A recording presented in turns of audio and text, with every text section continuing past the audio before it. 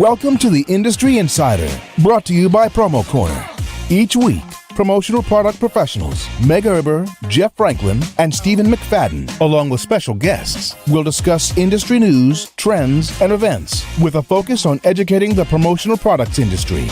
The Industry Insider, the nerdy news you need to know.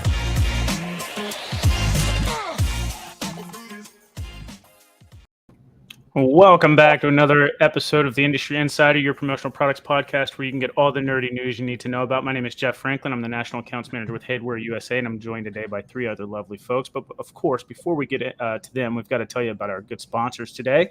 Our good friends over at TechWeld. Look, when you're thinking about promotional items and stellar customer service, made in the USA products and business solutions, you got to think TechWeld. They're the award-winning promotional product supplier, having received the Distributor Choice Award in the sunglass category and the SAGNY Supplier of the Year award.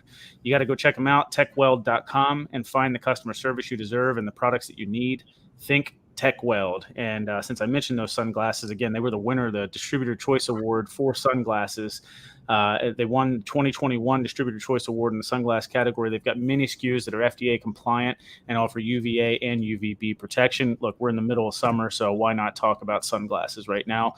You got to go get them over at TechWeld. And just remember, think TechWeld for those promotional product needs. TechWeld's the leading supplier of promotional products with a huge inventory of made in the USA items available to help distributors grow their bottom line today. Visit techweld.com. That's TEKWELD, and check them out. Check out their drinkware, sanitizer, kit options, and much, much more. And tell them the Industry Insider sent you. Why don't we say hi to Stephen McFadden, since we know Meg's got a nice long story to tell us. I almost don't want to talk too much. I want to leave as much time as I can for Meg. All right, Meg Erber, how are you doing? But I was going to defer some of my time to see how you're doing, Jeff. Oh, thanks, Stephen. It's always so nice of you. See, that's why I go to you first, just to make sure that I get my, I get asked how I'm doing. Meg, how are you? How are things?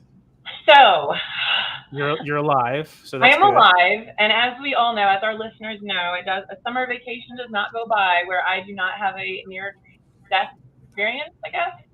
So as you guys all know, I've been house hunting in Maine. Obviously, I was just there this weekend, and I had looked at a house virtually, and I really wanted to love this house. And you know how I am with like signs and stuff, and I was like ignoring all of the signs that were like, no, don't go.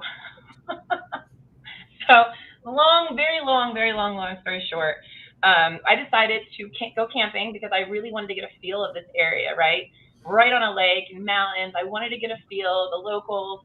By the way, the city, everybody could not have been nicer. I think the crime in this place is literally zero for zero. Actually, not anymore, but so I took that as a sign, me being there.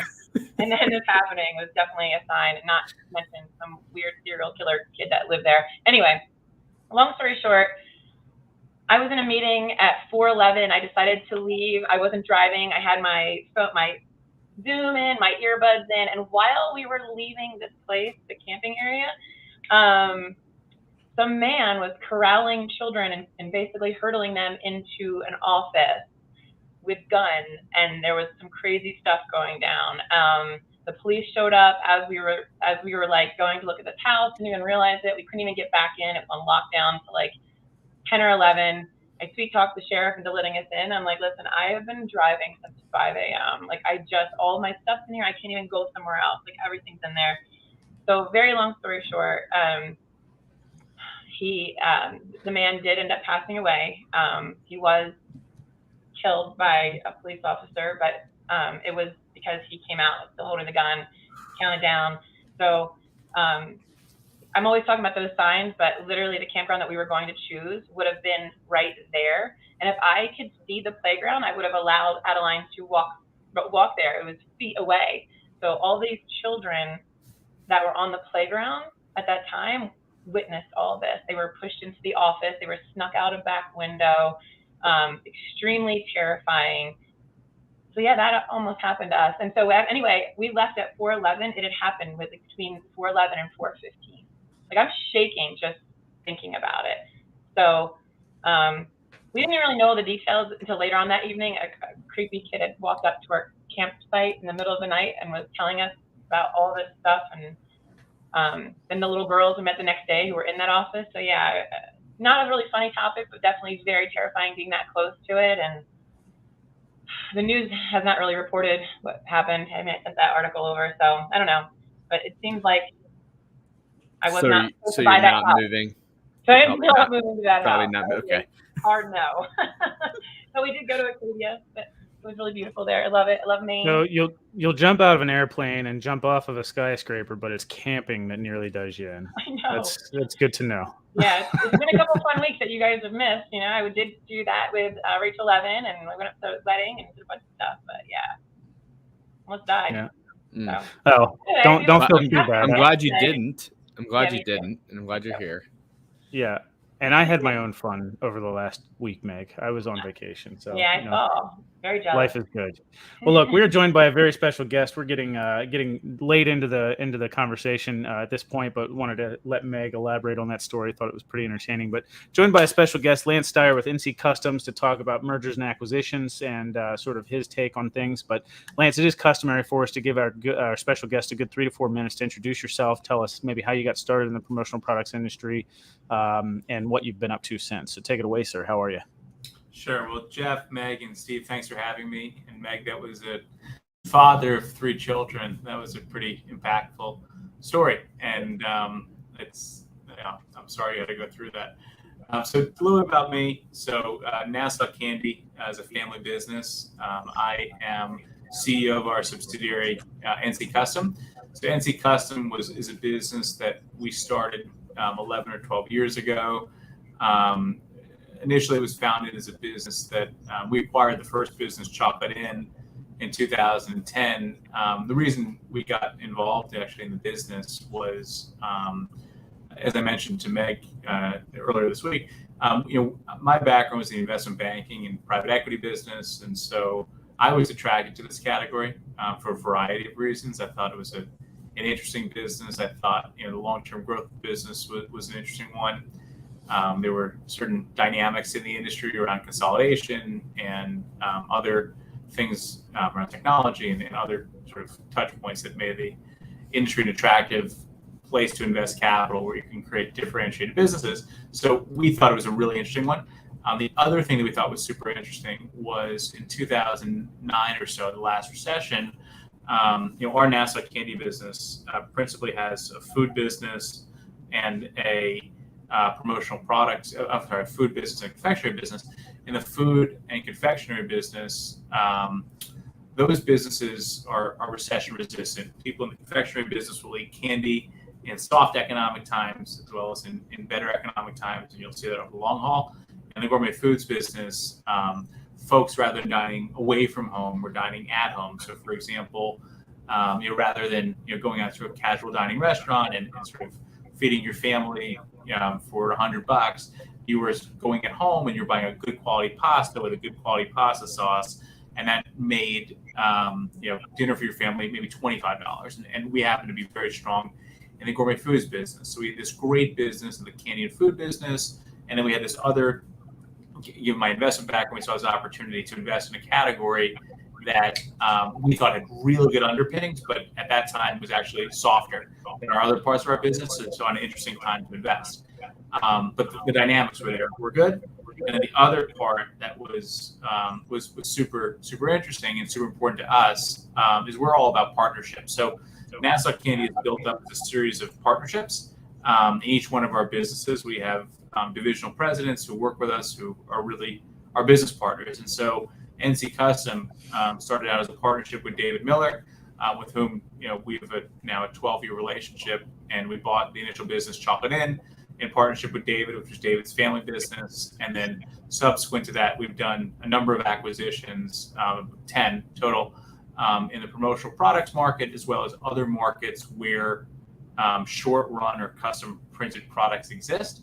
So the way we think in collections. So the acquisitions we've done 6 acquisitions in the food space, and then we've also done 3 acquisitions in the apparel space, and then 1 in the hard goods and health and beauty space. And so we built this platform across promotional products, resort, and specialty retail, where we take in, let's say, a given artwork, like Meg's wearing that Acadia hoodie.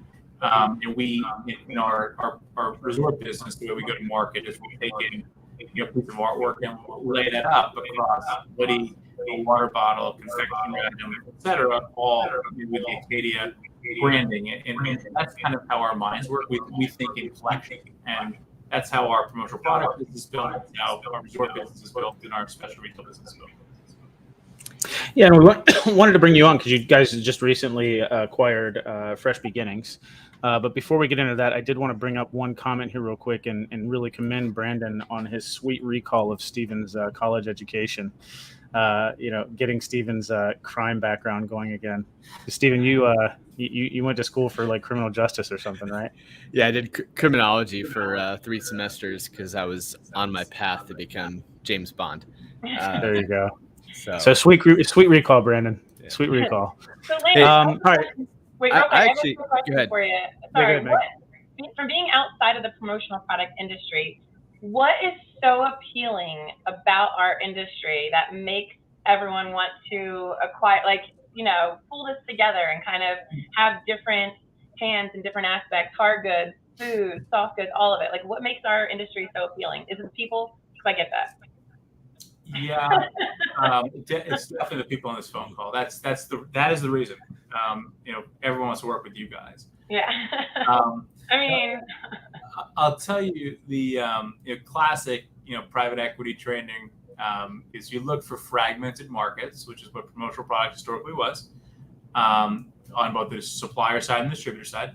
You look for places that you can invest capital, money, and be able to make businesses more efficient.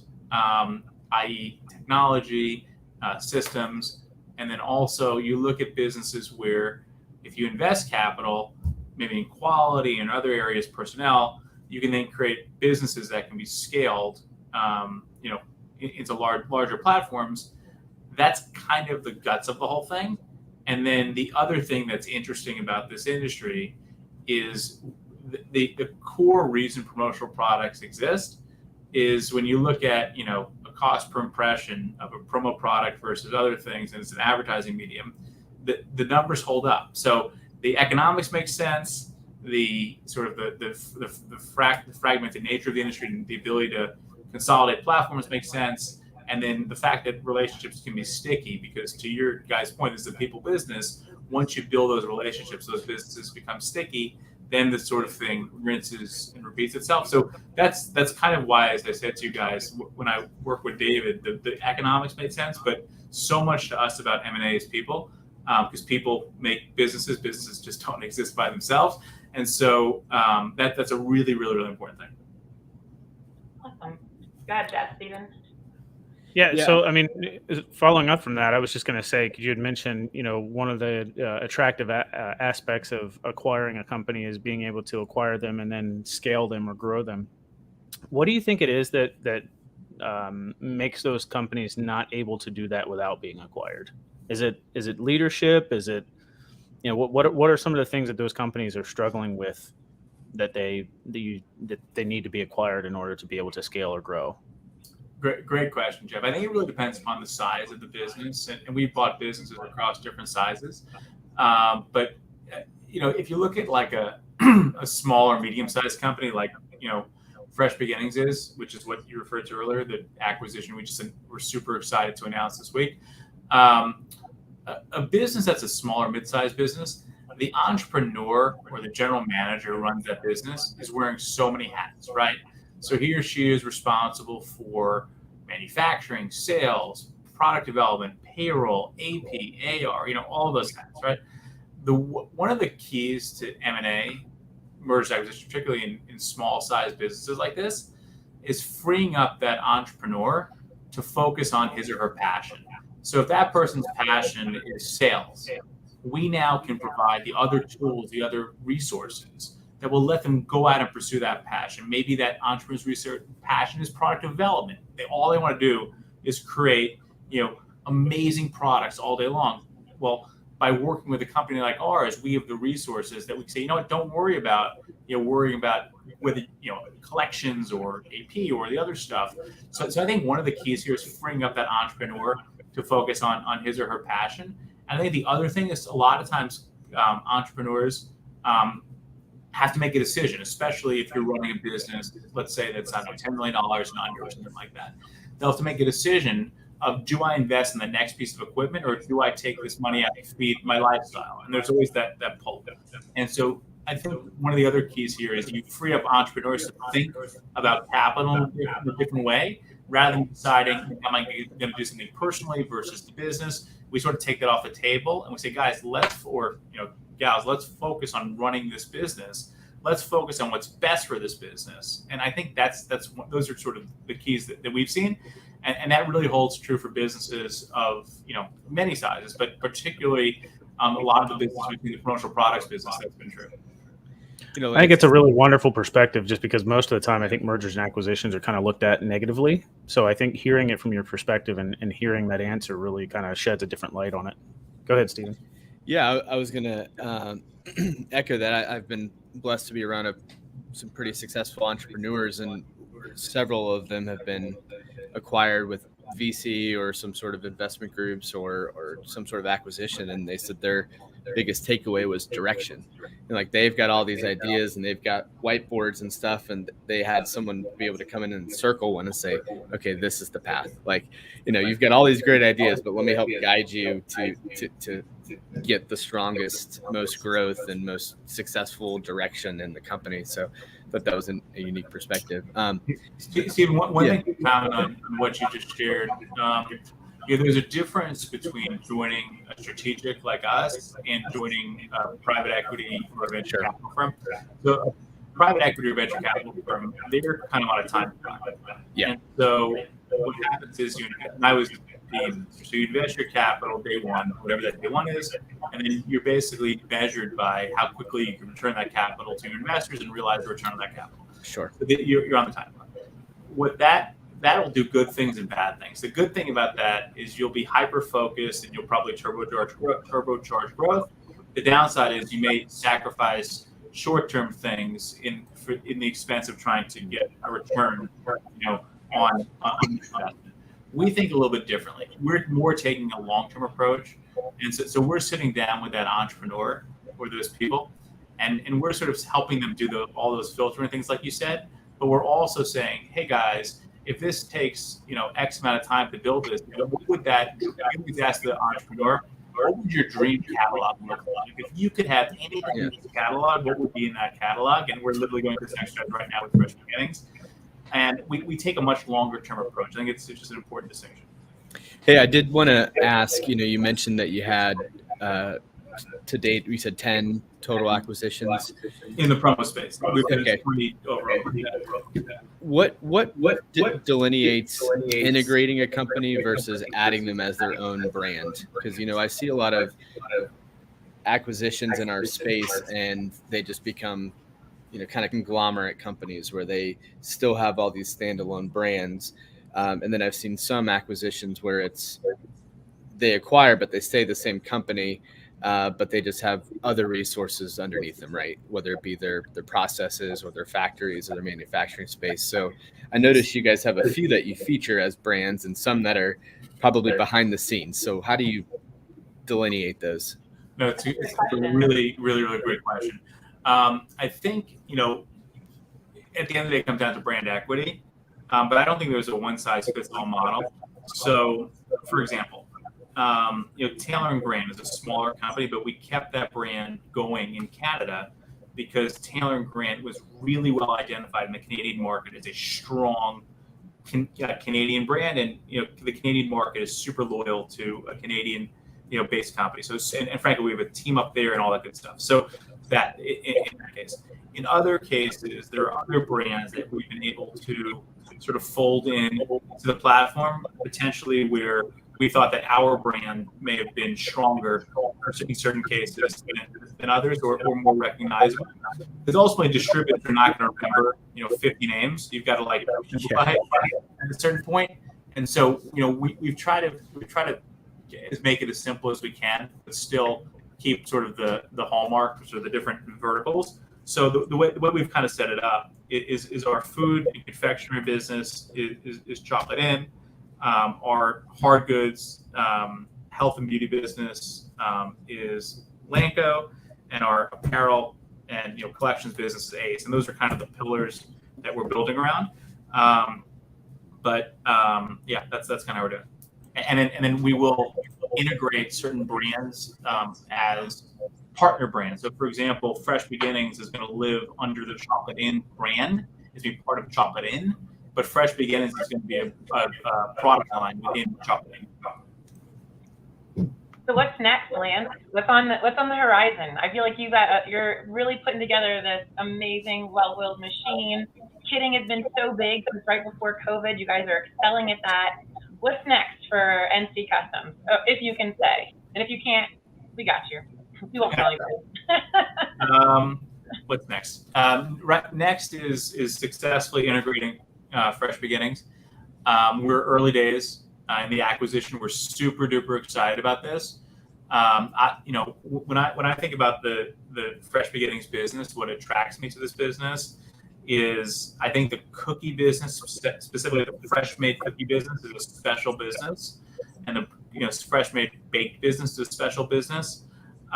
There are a lot of things you can do with this business in both tins, assortments, single serve. I mean, who doesn't love an amazing cookie tin that just smells unbelievable? I mean, it's the most amazing thing. So I think there's a lot to go here with Fresh Beginnings. I'm super pumped about it. So I would say my main focus right now is we're currently training in how to produce the cookie product and the brownies products.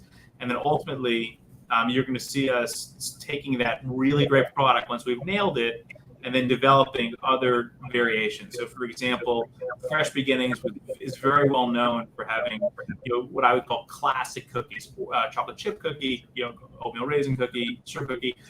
There are some flavor updates that we might want to do. So we're playing around with, new trending flavors that we've seen in other parts of the business, like birthday cake or s'mores or other fun, interesting flavors. I think that's probably the nearest term thing, is just nailing this Fresh Beginnings setup, because this is such an important brand and such a special brand. But I don't want to get too far ahead of ourselves, because we're very much in the middle of landing this thing. It's also putting our proverbial arms around the people and around the company, getting to know the customers, getting to know the team. We've kept on a number of the key people within the organization. That's what we focus on. When we buy a business, we kind of are all in. So when we look at an integration, we get to know the people, we get to know the team. We have a full team right now down in Valdosta, Georgia, working hand in hand with the Fresh Beginnings team. I mean, we kind of are all on, because it's our goal to basically learn as much as we can about that business in a short period of time, and then digest as much as we can, but also build that one-on-one relationship, because you will always have a situation in any deal where no matter how well you diligence it, things will go well, things go less well, you'll have questions. So you got to spend a lot of time, building those really important relationships. And fortunately, the Fresh Beginnings team is a really special one, and the relationships we're building are good ones. So in my mind right now, I'm super focused on that. And then the next thing that I'm going to be focused on, or we're focused on, is obviously releasing our holiday line, which is going to be a big deal for 2022. So this year, you'll see both the Fresh Beginnings line. You'll see some new introductions from our partner brands, Godiva and M&M's, which are two of our major partner brands, and then Mrs. Fields. And you'll also see some new introductions from our historical Chocolate Inn line, our Lanco line. Really, really great stuff, which will incorporate both things on the baked goods side as well as the chocolate side and some other things. But no, that's where my mind is at right now. And once, usually it's 3 to 6 months to kind of get everything integrated, get it sort of, where we'd like it to be. I think looking at 2023, I think we spent a lot of time putting together the pieces across, the manufacturing capabilities on the food side, on the hard goods side, and the soft goods side. I think what you'll see us doing is just getting deeper into our product categories, and also continuing to innovate within those product categories. And then I think the other really important thing that you mentioned earlier is the importance of kitting and collections that we've been on. I think that'll be part of our brand evolution. So as we take this Fresh Beginnings business to the next level, I wouldn't be surprised if you saw us taking Fresh Beginnings cookies and then pairing them up with other interesting vehicles to create really amazing experiences, brand experiences. So Lance, why food and edible promotions? Like for somebody that's not selling, food and snacks and that sort of category in our industry, why should somebody focus on that or think about that? Sure. So on an everyday basis, food products, what sells on every basis? On an everyday basis, food products are traditionally either trade show giveaways, mint tins or wrapped candies that might be in your candy bowls, or chocolate bars for golden ticket events or everyday giveaways are kind of some of the examples that immediately come to mind. In addition, food is a great way to have a thank you program or a loyalty program where who doesn't want to receive a great box of either Godiva chocolates or custom branded chocolates that have your brand on it.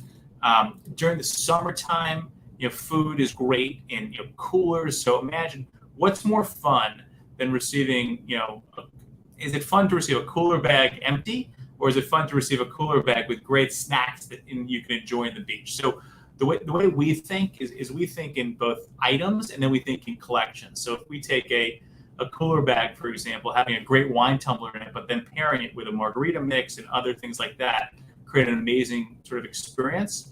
And if we look at the fourth quarter, food gifts are the biggest piece of obviously the promotional products business in the fourth quarter. From a spend perspective, number one is food gifts. Food gifts are some big percentage of fourth quarter sales. The reason that is so important is everybody loves to receive, year-end food gifts. So, a great box of chocolate or a great cookie tin or a tower or items like that are just so memorable.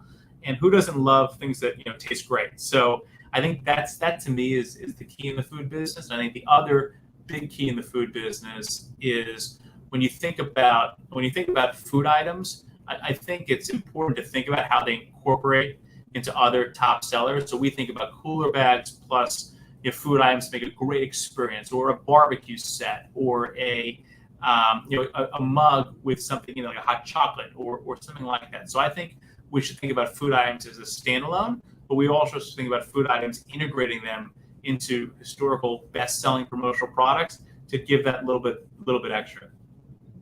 Yeah, we've seen a lot of that as of late, and I think food in general just kind of provides where in this industry we want things to stay on the desk, right, or have a longer shelf life. But with food provides something different. It gives you that instant return on emotion, right? People are going to remember that box of brownies or those Rice Krispie treats or those cookies that they open up for, as a gift or as part of a kit. I think it's a really good way to leave a great memory with your customer. One other thing I did want to talk about, as we're running out of time, is, Fresh Beginnings had put out a note basically saying, we're leaving the industry, and then you guys came in very quickly. Usually mergers and acquisitions take a very, very long time. You guys did this in like a matter of just a few weeks. From what I hear, this is all you're doing. Like, you were, the guy who made this happen. Can you give us just like a quick insight into any of that and let us know your thought process? Sure. Well, that's really kind, Meg. So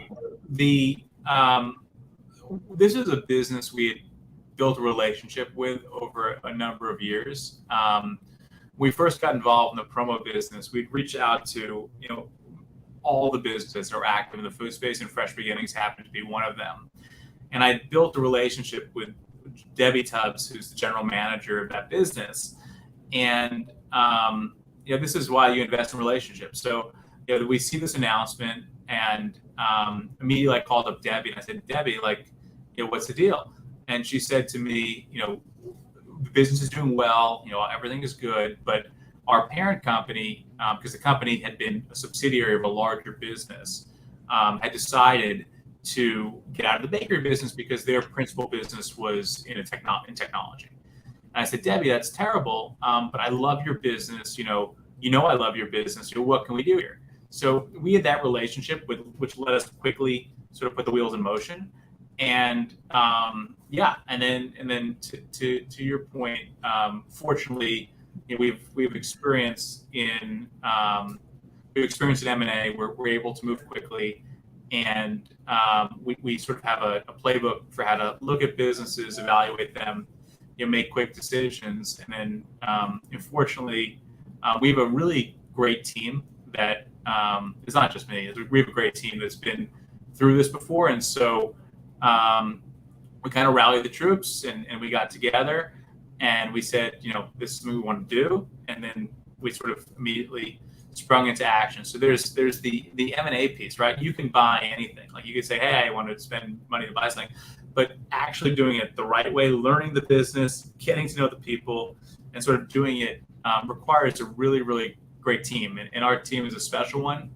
We've been fortunate that this team has been together for a while, and we've navigated a number of acquisitions together. We've also navigated a number of other things in the business that have been challenges. We had the same team went through 6 feet of salt water in our plant during Hurricane Sandy. We went through COVID together as a team, sort of sprouting up a business in the sanitizer PPE business. We sort of been through a lot of stuff as a team. So this team is battle tested, and the team is pretty tight. So fortunately, on the M&A front, we've got some experience, but we also have a great team that kind of knows what it's doing, and I think that's the key to moving quickly. Very cool. Guys, sorry, there was a little bit of freezing there. Well, Lance, I don't have anything else, but Stephen, do you look like you're about to ask him a question? No, I was just saying that's all really good info. That's awesome. Yeah, right. From what I hear, Fresh Beginnings was like a very well-respected supplier partner in this industry. People were definitely be missing that company if they were gone. So we're glad that you were able to keep them in the industry. And I can't thank you enough.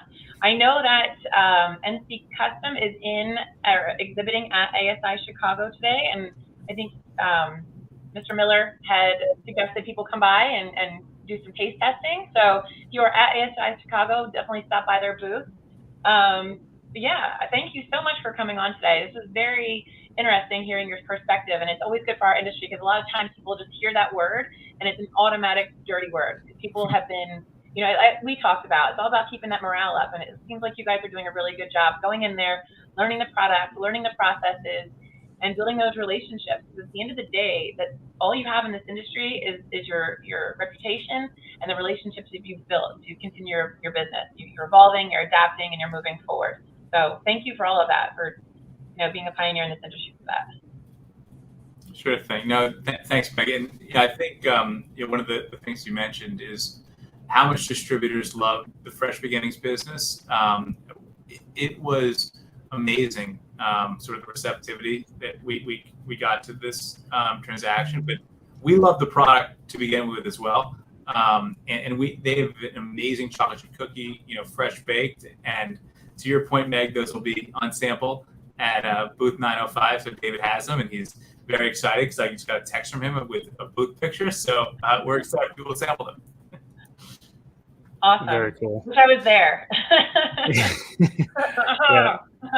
Well, thank you so much, Lance. Really appreciate you coming on and sort of giving us a little bit of education and a different perspective on mergers and acquisitions, sort of piggybacking on what Meg said. But definitely great to have you on. We want to thank our sponsors today as well, TechWeld. When you're thinking about promotional items and stellar customer service made in the USA products and business solutions, you got to think TechWeld. They're an award-winning promotional product supplier, having received the Distributor Choice Award in the sunglass category and the SAGNY Supplier of the Year Award. Check them out at techweld.com and find the customer service you deserve and the products that you need. And we'd mentioned kitting and things like that as well. I mean, they've really dived into kitting also. They've got an initiative to push kits. They've got 8 different stock packaging for their kits: EVA bag, a PVC tent pouch, a PVC tube, an organza bag, a pillow pouch, a BTL 202, which is a 30-ounce tumbler, and a retro lunchbox. Not too many players in the industry are focusing too heavily on kits, which really allows them to hone in on the market for those products and expand upon their already vast kit line. So go check them out at techweld.com and check out their drinkware, sanitizer, kit options, and much, much more. And tell them the Industry Insider sent you. Lance, thank you again. Really appreciate you jumping on and giving us the great topic for today. No, thanks, guys. A real pleasure. Absolutely. All right, guys. We'll see you next time. Take care. Okay, bye, guys.